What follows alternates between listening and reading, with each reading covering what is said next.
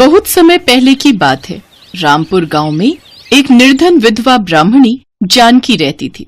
उस ब्राह्मणी का एक पुत्र मोहन था। दोनों माँ बेटे भीख मांगकर अपना जीवन यापन कर रहे थे। भीख में उन्हें जो कुछ भी थोड़ा बहुत मिलता, उससे वो अपनी भूख शांत करते थे। ब्राह्मणी कई वर्षों से प्रदोष व्रत का पालन कर रही थी। एक रोज, माँ, त्रयोदशी तिथि आने वाली है, मैं गंगा स्नान करने जा रहा हूँ। ठीक है बेटा, ध्यान से जाना।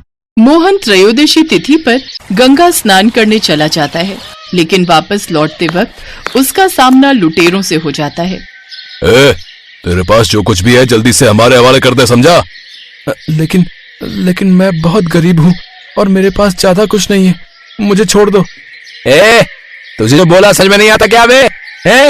या अपनी जान से हाथ धोएगा है बे?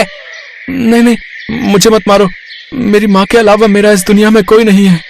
मोहन के पास जो कुछ भी थोड़ा बहुत सामान था वो उन लुटेरों ने उससे छीन लिया। तभी वहाँ कुछ सैनिकों के आने की आवाज आई। अरे, लगता है राजा के सैनिक आ रहे हैं, भागो जल्दी करो। लुटेरे वहाँ से भाग जाते हैं। उनके जाते ही सैनिक वहाँ आ जाते हैं और वो मोहन को ही लुटेरा समझकर पकड़ लेते हैं और उसे राजा के सामने प्रकट करते हैं। लुटेरों के लिए मेरे राज्य में एक ही सजा है, इसे कारागार में बंद कर दिया जाए। लेकिन राजा साहब, मेरी बात तो सुनिए। हमें कुछ नहीं सुनना, हमने कहा ना, इसे पकड़कर बंद कर दिया जाए। सैनिक उसे पकड़कर कारावास में डाल देते हैं।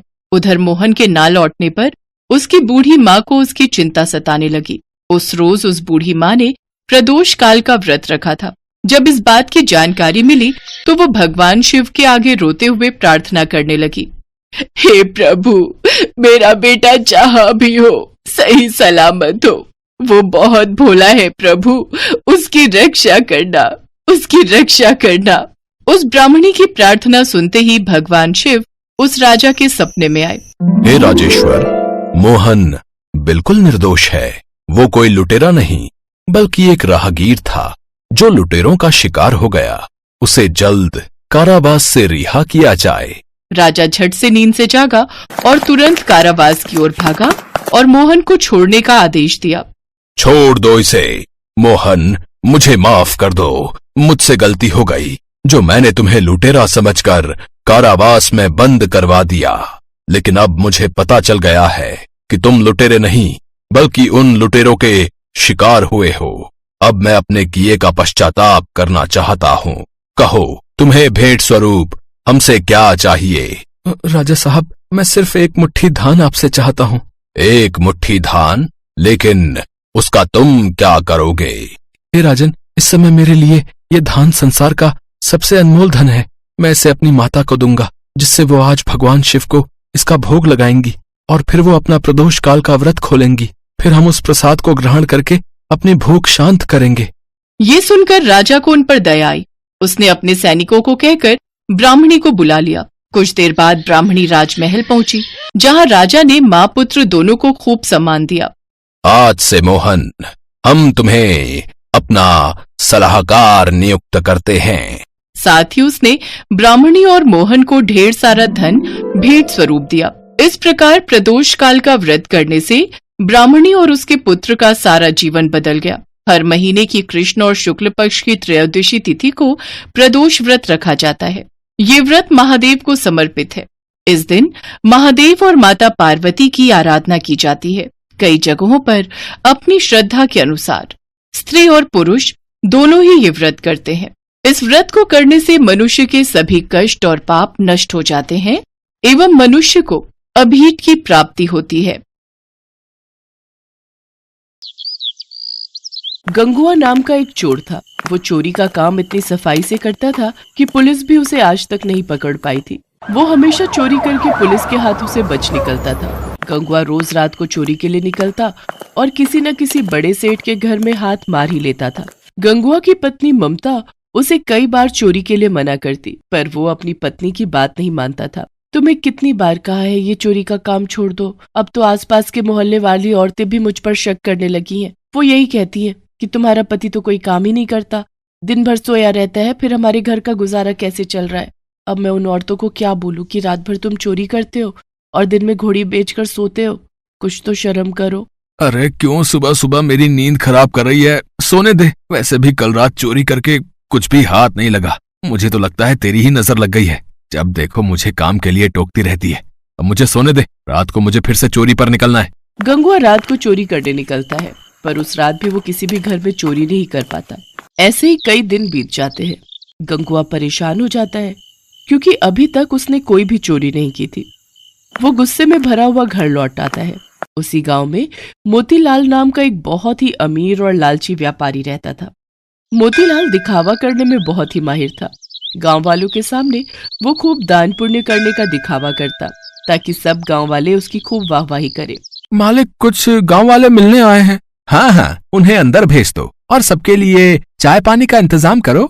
सब गांव वाले मोतीलाल के लिए कुछ न कुछ उपहार लेकर आए थे। अरे अरे, आप सब इतना कुछ ले आए? क्या जरूरत थी इतना कुछ लाने की? सेठ जी, आपने गांव में पानी की नई टंकी लगवाई है, इसलिए गांव वाले उपहार स्वरूप ये थोड़ा बहुत लाए हैं। और ये मेरी तरफ से फसल के नए आम बच्चों के लिए लाया था। अरे तुम सब गांव वालों के काम आना और गांव की सेवा करना ही तो मैं अपना धर्म समझता हूँ। ठीक है, मैं ये रख लेता हूँ।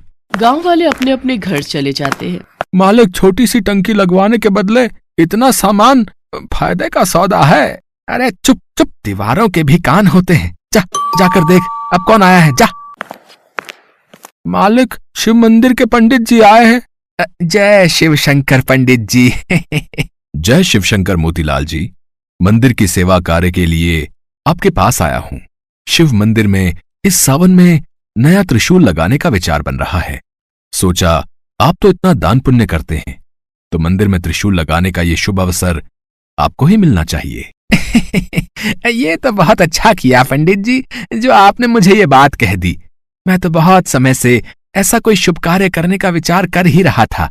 ठीक है, त्रिशूल के लिए जितने भी पैसे लगें आप मुझे बता देना, और त्रिशूल खाली सोने का बना होना चाहिए। मोतीलाल ने पंडित जी को सोने के त्रिशूल के लिए हाँ तो कर दी, पर पंडित जी के जाने के बाद वो सोच विचार में पड़ गए। सोने का त्रिशूल बहुत महंगा आएगा, दिखावा करने के चक्कर में तो मैं लुट ही गया। मोतीलाल ने शिव मंदिर में त्रिशूल लगवा ही दिया। सारे गांव वाले मोतीलाल की वाहवाही करने लगे। मोतीलाल घर लौट आया। उसी रात गंगुआ मोतीलाल के घर चोरी करने घुस गया, पर वो नहीं जानता था कि मोतीलाल जगा हुआ है। मोतीलाल ने गंगुआ को चोरी करते हुए पकड़ लिया। अच्छा, तो तू मेरे घर में चोरी करने आया था? तू नहीं जानता, मेरा नाम मोतीलाल है। मोतीलाल, मेरे घर में चोरी करना असंभव है। मैं दिन के साथ साथ रात में भी जागता हूँ, समझा? लगता है मेरी किस्मत ही खराब है। इतने दिनों बाद चोरी करने का मौका मिला और वो भी पकड़ा गया। अब तो ये सेठ मुझे पुलिस के हवाले कर देगा। आज तक मैं पुलिस के हाथों पकड़ा नहीं गया, आज पहली बार मैं पुलिस के हाथों पकड़ा जाऊंगा। अरे अरे, घबरा क्यों रहा है? घबरा मत, मैं तुझे पुलिस के हवाले नहीं करूंगा, है? पर बदले में तुझे मेरा एक काम करना होगा। हाँ हाँ, आप जो भी कहोगे मैं करूंगा, पर मुझे पुलिस के हवाले मत करो। तुझे शिव मंदिर में लगे सोने के त्रिशूल की चोरी करनी होगी और वो त्रिशूल मुझे देना होगा। शंकर जी के त्रिशूल की चोरी? पर हाँ, शंकर जी के त्रिशूल की चोरी। तुझे अभी इसी समय त्रिशूल चुराकर मेरे पास लाना होगा, उसके बाद मैं तुझे छोड़ दूंगा। नहीं तो तू जानता है, मैं शोर मचा दूंगा और तुझे पुलिस के हवाले कर दूंगा। फिर पुलिस तुझे महीनों तक नहीं छोड़ेगी। हाँ ठीक है सेठ जी, मैं अभी जाकर त्रिशूल चुरा कर लाता हूँ। गंगुआ उसी रात शंकर जी के मंदिर जाता है और त्रिशूल को चुराकर सेठ मोतीलाल को दे देता है, पर गंगुआ को उस रात नींद नहीं आती। अगले दिन सुबह पूरे गांव में शोर मच जाता है कि शंकर जी के त्रिशूल की चोरी हो गई है। सुनो जी, तुम्हें पता है शंकर जी के मंदिर से सोने के त्रिशूल की चोरी हो गई है। कहीं ऐसा तो नहीं कि त्रिशूल तुमने चुराया हो? मुझे सच सच बता दो, अगर तुमने ऐसा अनर्थ किया है तो भगवान से क्षमा मांगकर त्रिशूल वापस मंदिर में लगा दो। तुम्हें पता है, कभी कभी तो मुझे ऐसा लगता है तुम्हारे पापों के कारण ही आज तक मैं मां नहीं बन सकी। शायद तुम्हारे पापों की सजा हमें संतान का सुख न मिलकर मिल रही है। ममता रोने लगती है। गंगुआ जब ममता को रोते हुए देखता है तो उसे अपने ऊपर बहुत पश्चाताप होता है और वो ममता को सच सच बता देता है।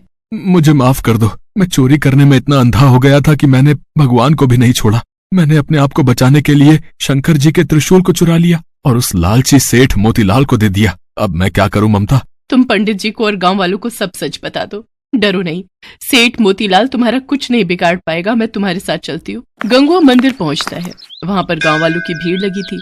सेठ मोतीलाल भी मंदिर में ही खड़ा था। सेठ जी, आपने इतने मन से भगवान शंकर के मंदिर में त्रिशूल लगवाया और देखिए कल रात को चोरी हो गया।